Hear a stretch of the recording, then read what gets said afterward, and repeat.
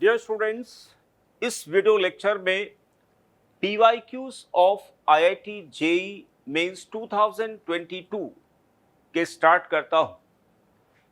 इसका पहला क्वेश्चन है, consider the following metal complexes, और आपको बताना है the spin only magnetic moment value of the complex that absorbs light with shortest wavelength is.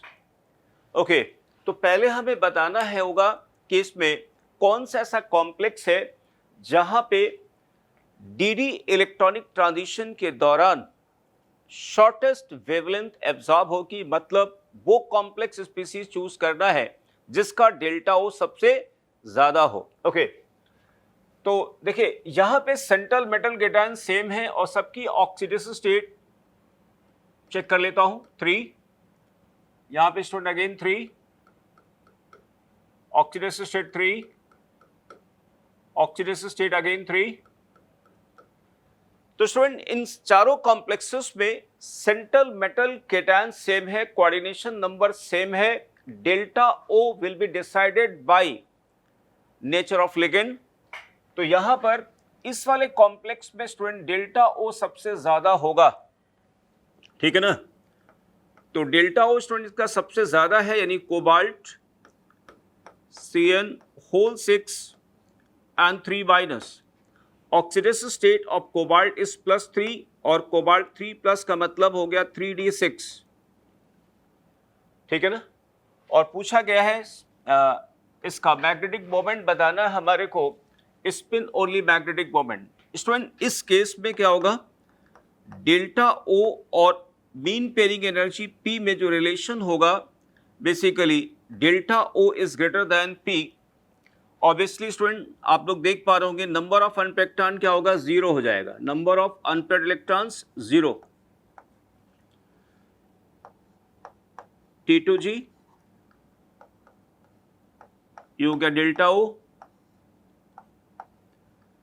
1 2 3 4 5 and 6। okay, so students answer is, its answer is 0.0 bm। okay, now next question, question number 2, the difference between spin only magnetic moment values is of hexa aqua cobalt 2 chloride and hexa aqua chromium 3 chloride। okay, question number 2, so first complex is cobalt H2O whole 6 Cl2, oxidation state of cobalt is +2, 2 plus 0 multiplied by 6 plus 2। okay, cobalt 2 means 3d7। okay, students यहां पे WFL है, देखिए EG and T2G, cobalt 2 plus in water whole 6 Cl2, and here WFL यानी mean pairing energy P is greater than delta O and cobalt 3 3d7। देखिए electron 7 भरता हूं, 1 2 3 4 5 6 and 7। this is delta O, so its magnetic moment students mu effective is equal to 3.87 bm। okay, now the second complex is chromium water whole 6 Cl3, -1 into 3 plus 0 multiplied by 6, chromium का oxidation state 3d6 sorry 3d3।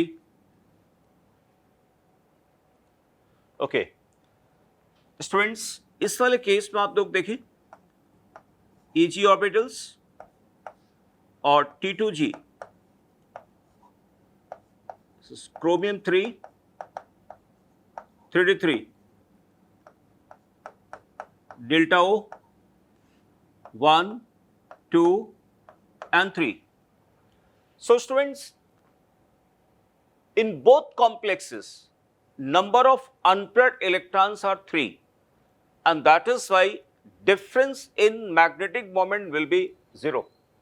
देखिए यहाँ पे बोला गया है ना, difference between spin only magnetic moment. Okay, its V effective is also 3.87 bm. So difference will be 0.0 bm. Okay. Next student question. Question number 3. Hexacyanidoferrite 3 ion should be an inner orbital complex ignoring the pairing energy. The value of crystal field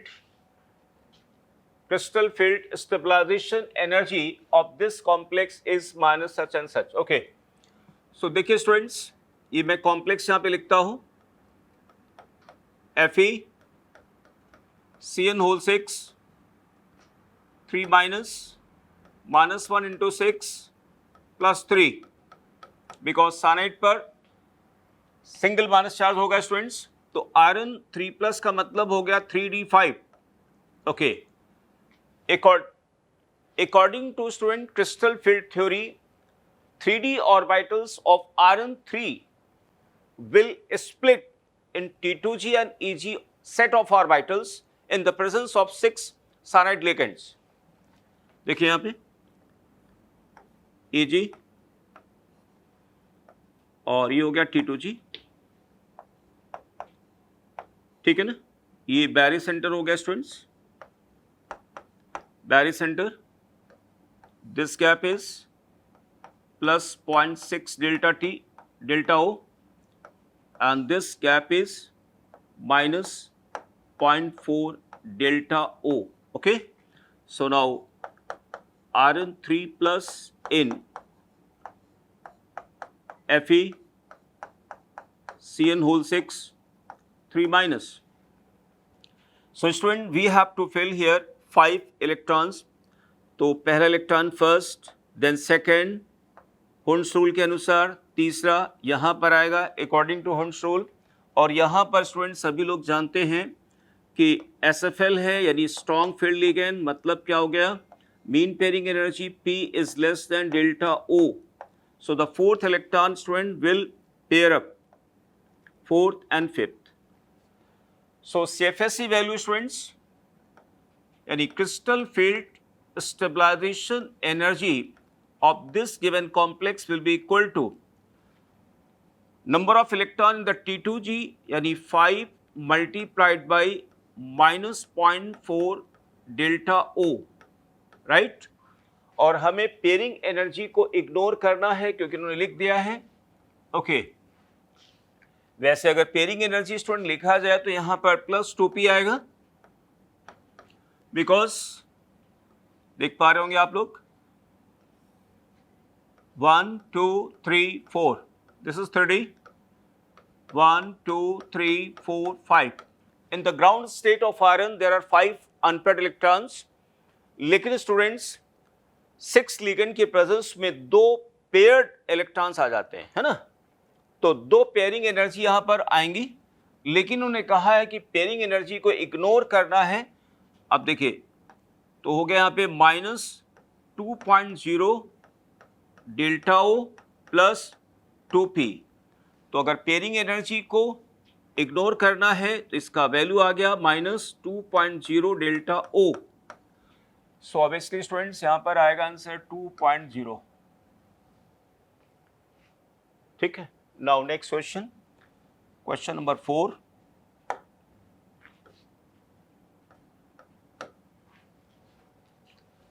Total number of relatively more stable isomers possible for octahedral complex this. Okay, देखिए students, ये जो complex दिया गया है, given complex will exhibit structural isomerism as well as stereoisomerism, यानी structural भी show करेगा और स्टीरियो भी शो करेगा।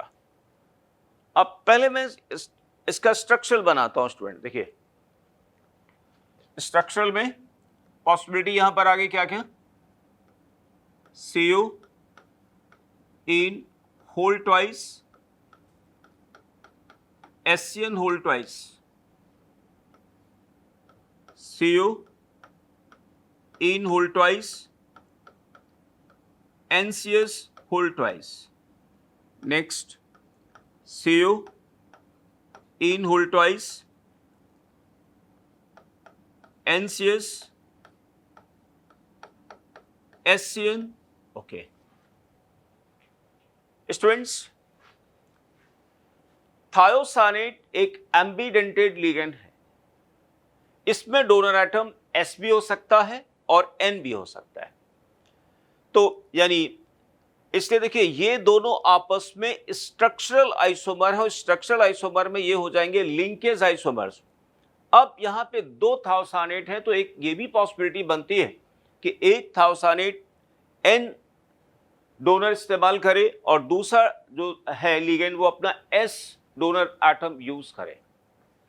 लेकिन उन्होंने एक बात कही है कि रिलेटिवली मोर स्टेबल आइसोमर, तो students this complex will be more stable, this complex is more stable.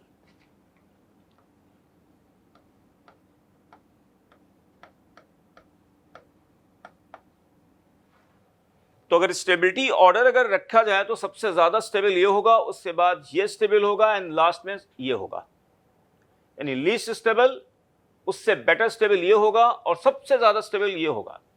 अब इसमें पूछा गया है कि यहां पर कितने आइसोमर्स बनेंगे, पॉसिबल आइसोमर्स, है ना। तो स्टूडेंट्स यहां पे ध्यान दीजिए, एक मैं इसको बना के आपको दिखाता हूं।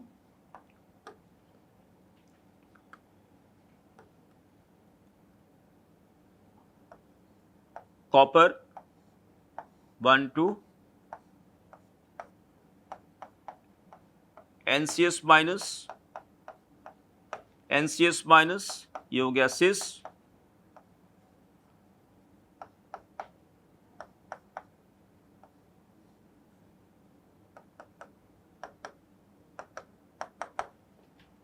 Now trans,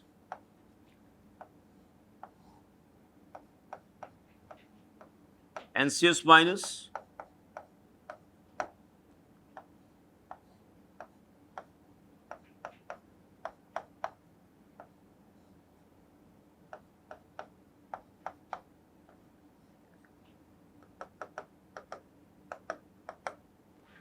so this is cis, it will be active, optically active, and this is trans,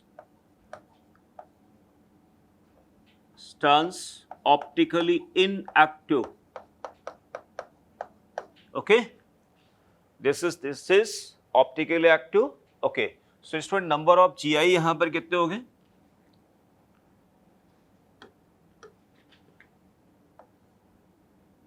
GI geometrical isomers student होंगे यहां पर दो, ऑप्टिकली एक्टिव आइसोमर्स दो, because this can be resolved into D and L form. It will occur in the pair of enantiomeric form. Optical isomers 3 and stereoisomers 3. So answer will be students will be 3. ठीक है ना? More stable isomers. Okay, 3.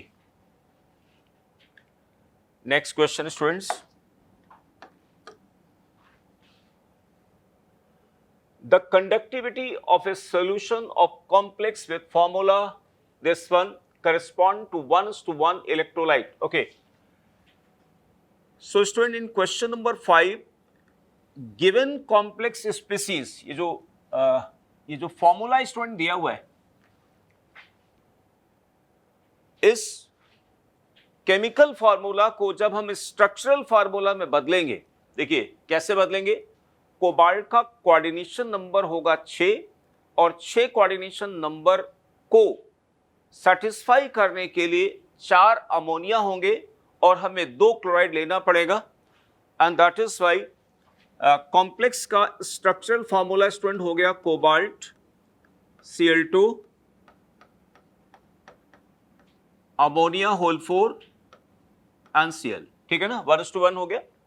अच्छा, correspond to 1:1 electrolyte, then the primary valency of the central atom is, student ध्यान दीजिए, यहां पे आया minus, यहां पर आ गया प्लस, 0 मल्टीप्लाइड बाई 4 एंड यहां पे -1 into 2, oxidation state is +3।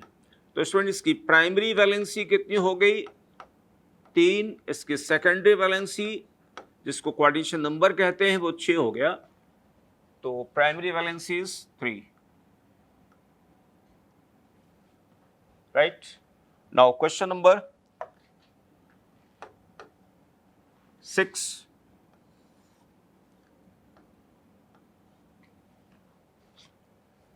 Student question number 6 बहुत अच्छा सवाल है स्टूडेंट्स। इनमें लिखा गया है tetra aqua copper 2 absorbs a light of wavelength 600 nanometre for DD transition, then the value of octahedral crystal field splitting energy for hexa aqua copper 2 will B.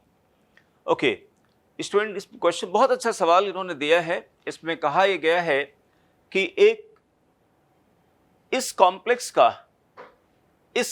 का क्या करना पड़ेगा? सबसे पहले डेल्टा टी निकालना पड़ेगा, यानी क्रिस्टल फील्ड स्प्लिटिंग पैरामीटर या crystal field splitting energy for tetrahedral complex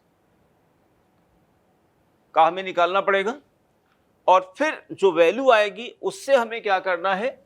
ये ऑक्टाहेड्रल कॉम्प्लेक्स का निकालना पड़ेगा। Okay, so students, delta T of CO water whole 4 2 plus will be equal to, ठीक है ना, it will be equal to, देखिए कैसे होगा यहां पे। सभी लोग जानते हैं कि क्रिस्टल फील्ड थ्योरी के अनुसार अगर 4 WFL हैं, यानी 4 मोनोडेंटेट लिगेंड हैं और वो वीक हैं, तो टेट्राहेड्रल स्प्लिटिंग होगा for first transition series metal complexes, ठीक है ना। तो इलेक्ट्रॉन E ऑर्बिटल से T2 ऑर्बिटल में जब जाएगा तो यानी क्या होगा? जो एनर्जी एब्जॉर्ब होगी उसके लिए उन्होंने डाटा दिया है कितना? 600 नैनोमीटर एब्जॉर्ब करता है। तो देखिए यहां पर क्या लिखेंगे हम लोग? Sc/λ and this will be equal to, H का वैल्यू इन्होंने दे रखा है 6.63 into 10 to the power of -34 into velocity of light 3.08 multiplied by 10 to the power of 8 meter second divided by lambda absorption। Student कितना हुआ यहाँ पे? 600 nanometre, 600 nanometre into 10 to the power of -9। थोड़ा सा और इसको डिस्क्राइब अगर हम कर दें स्टूडेंट, इसको ऐसे सोचिए, देखिए ये है T2 है ना, और ये हो गया स्टूडेंट्स E ऑर्बिटल्स, ठीक है ना, और ये कॉम्प्लेक्स कौन सा है? CO water whole 4 and 2 plus, ठीक है ना, ये हो गया डेल्टा T, ठीक। और इलेक्ट्रॉन्स यहाँ पे 9 होंगे, 1 2 3 4 5 6 7 8 एंड 9। इनका कहने का मतलब ये है कि जब इलेक्ट्रॉन स्टूडेंट्स E ऑर्बिटल से T2 ऑर्बिटल जाता है तो यहाँ पर ये 600 नैनोमीटर वाला जो फोटॉन है वो एब्जॉर्ब होता है। तो अब हम क्या करेंगे स्टूडेंट्स? इसकी वैल्यू निकाल लेते हैं, ठीक है ना। तो इसकी वैल्यू आपको निकालनी है। इसके लिए स्टूडेंट्स मैं थोड़ा कैलकुलेटर यूज करूंगा।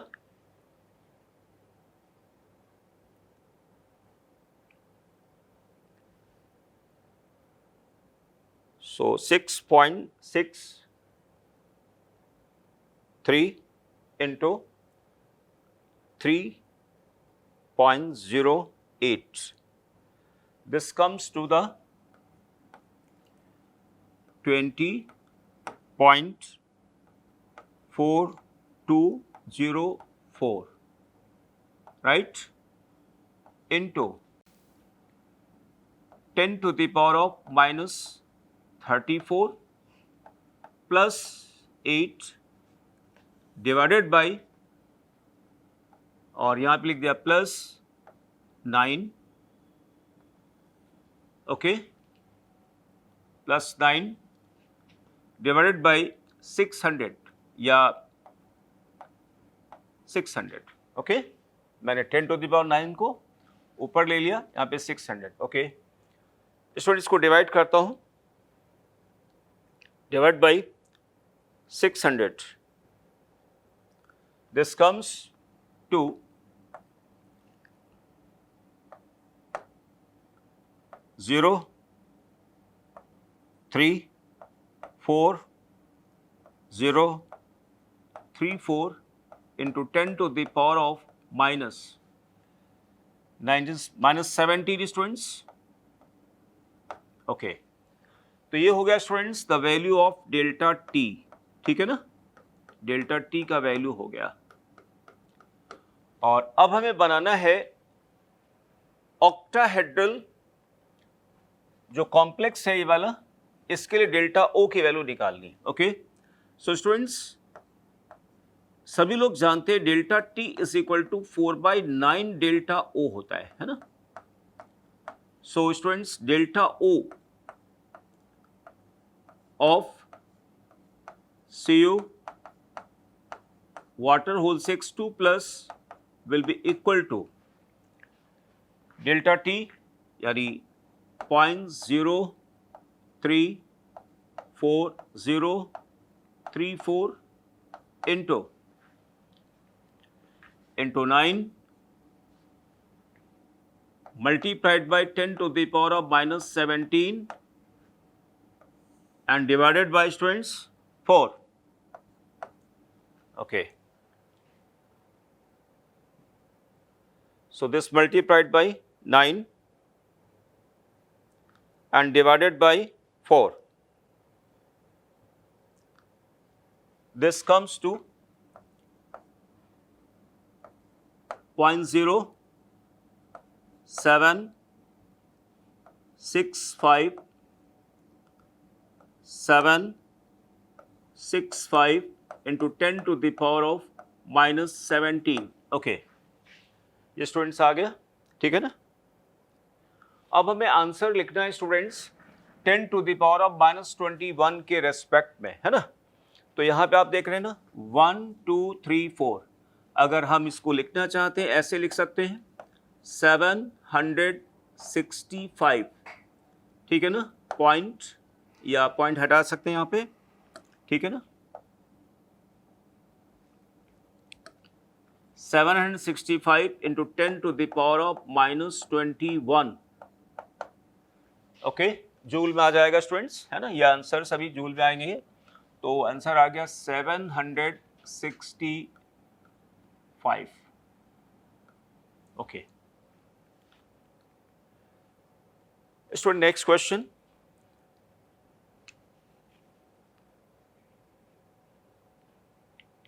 क्वेश्चन नंबर 7,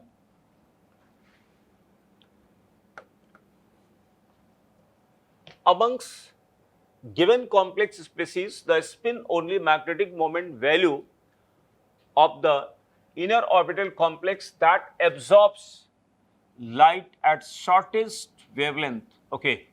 देखिए मैं आपको कॉम्प्लेक्सेस बना देता हूं। जो पहला एक कॉम्प्लेक्स स्टूडेंट्स यहाँ पे कोऑर्डिनेशन नंबर 6 होगी, सो इसका स्ट्रक्चरल फॉर्मूला हो गया Fe वाटर होल 6 Cl3, ठीक है ना।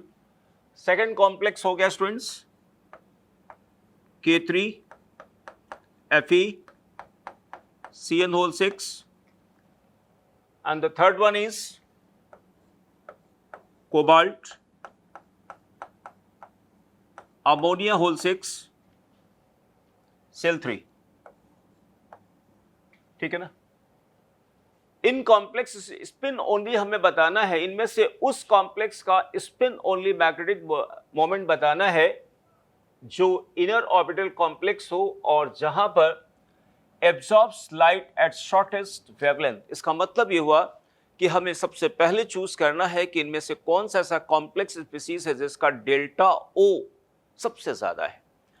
सो देखिए स्टूडेंट्स, यहाँ पे डेल्टा ओ सबसे ज्यादा यहाँ पर होगा क्योंकि यहाँ पर स्ट्रॉन्ग सबसे ज्यादा बहुत स्ट्रॉन्ग लिगेंड है 6, आयरन का ऑक्सीडेशन स्टेट आ गया 3। ओके, तो ये आ गया students has maximum value of delta O, right. इसलिए स्टूडेंट इसका मैग्नेटिक मोमेंट हमें निकालना है। अब देखिए इस कॉम्प्लेक्स स्पीसीज में, ठीक है ना, इस कॉम्प्लेक्स स्पीसीज में इलेक्ट्रॉनिक डिस्ट्रीब्यूशन जो आएगा Eg and T2G, this is delta O, Rn3 in Fe Cn whole 6 3 minus. So student 1, 2, 3, 4 and 5 है ना, बिकॉज Rn3 प्लस स्टूडेंट्स यहाँ पे Rn3 प्लस इज 3d5, ठीक है ना, 3d5 है, 5 इलेक्ट्रॉन हो गए, एक अनपेक्टान है। इसका म्यू इफेक्टिव स्टूडेंट्स 1.732 bm आ जाएगा, है ना। तो अगर हमें आंसर देना स्टूडेंट्स राउंड फिगर में नियरेस्ट, तो यहां पर 1.732 को हम लिखेंगे यहां पर कितना 2.0। Okay, now next question, question number 8।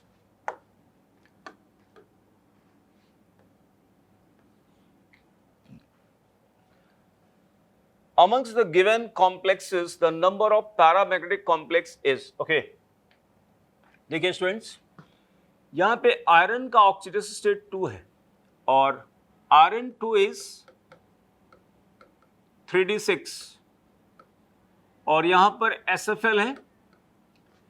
SFL का मतलब हो गया mean pairing energy P is less than delta O and that is why mu effective student क्या होगा इसका 0.0 pm, ठीक है ना।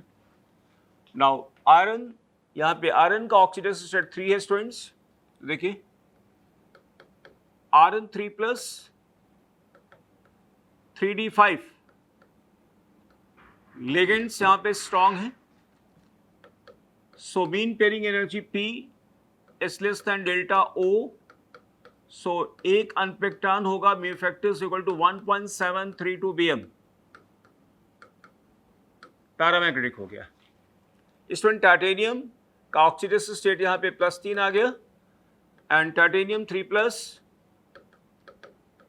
3d1, ओके, और 3d1 स्टूडेंट्स नो डाउट यहां पर हालांकि SFL है और P what less than delta O, mu effective इसका 1.732 bm, ओके। निकल 2, निकल 2 बेसिकली 3d8 SFL है, ठीक है ना, और and that is why students coordination number 4 में यहां पर क्या होगा, सभी इलेक्ट्रॉन पेयर अप कर जाएंगे, पेयर हो जाएंगे, नंबर ऑफ अनपेक्टान कितने होंगे 0। तो यहां पे स्टूडेंट म्यू इफेक्टिव 0.0 pm, ठीक। Now cobalt 3 plus 3d6 strong field ligand, pairing energy P is less than delta O और इसका mu effective students 0.0 pm because all electrons will pair up.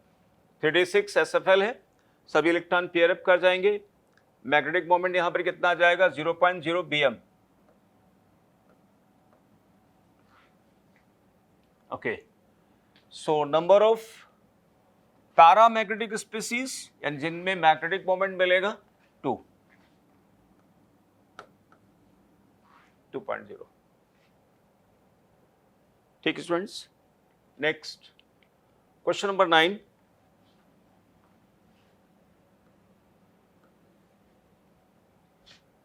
Okay, number of complexes which will exist in the cis trans form is okay। देखिए इसमें बेटा जो complexes दिए गए हैं, जैसे मान लिया कॉम्प्लेक्स ए को अगर हम इसका स्ट्रक्चरल फार्मूला लिखें तो कोबाल्ट का कोऑर्डिनेशन नंबर कितना होगा 6, और 6 कोऑर्डिनेशन नंबर को कंप्लीट करने के लिए 4 अमोनिया है और 2 हमें Cl लेना पड़ेगा, 2 क्लोराइड लेना पड़ेगा। तो इससे बन गया यहां पर क्या,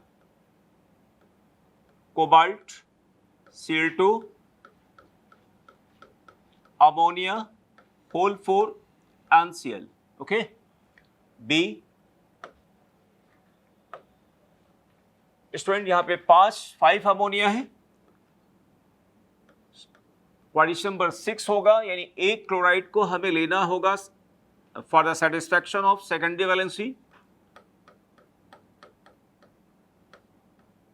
अमोनिया 5 Cl2 सी। स्टूडेंट्स यहां पर 6 अमोनिया है, all ammonia ligands will satisfy secondary valency of cobalt 3+। okay, cobalt ammonia whole 6 Cl3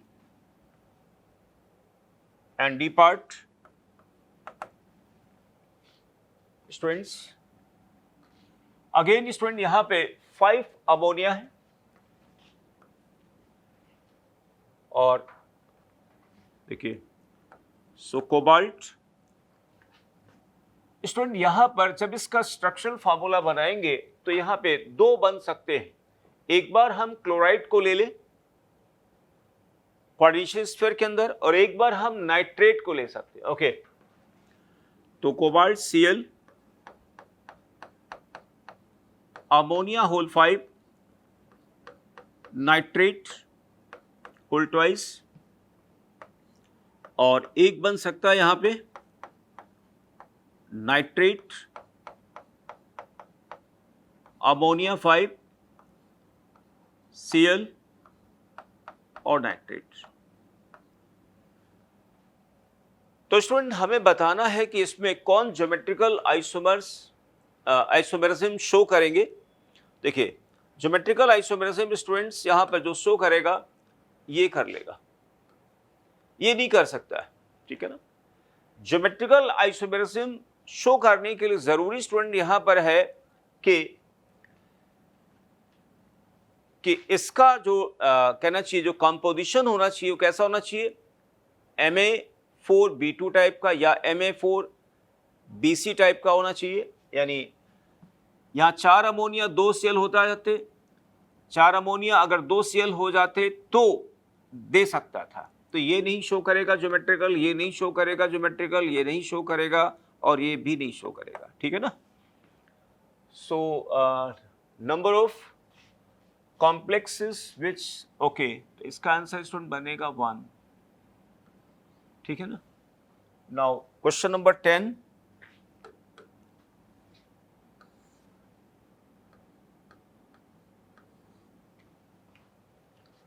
spin only magnetic moment of this is okay। Student complex है Mn Br6 और 4-, तो यहाँ पे -1 × 6 manganese की oxidation state 2 आ गया, तो मैग्नीज 2+ बेसिकली 3d5। ओके, अब देखिए according to crystal field theory d orbitals of manganese 2 will split into T2G and Eg, delta O,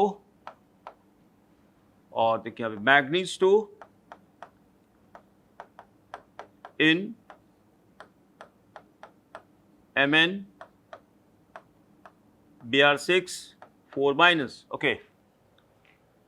So d orbitals of manganese will split in T2g and Eg orbital in the presence of 6 bromide ligands. अब जो electrons student 3D में रहा करते थे वो इन splitted orbital में reshuffled होंगे by following aufbau rule, Hund's rule and Pauli's exclusion principle. तो देखिए स्टूडेंट यहां पर क्या है, ये WFL है ना, क्योंकि ब्रोमाइड WFL होता है, वीक फील्ड लिगेंड होगा, यानी mean pairing energy P is greater than delta O. Okay, so students mu effective spin only magnetic moment 5.9 bm, यानी square root of 5 times 5 plus 2, ठीक है ना, 35, स्क्वायर रूट ऑफ 35. ओके, हमें बताना round of. तो student round of में कितना हो जाएगा, 5.9 का 6.0.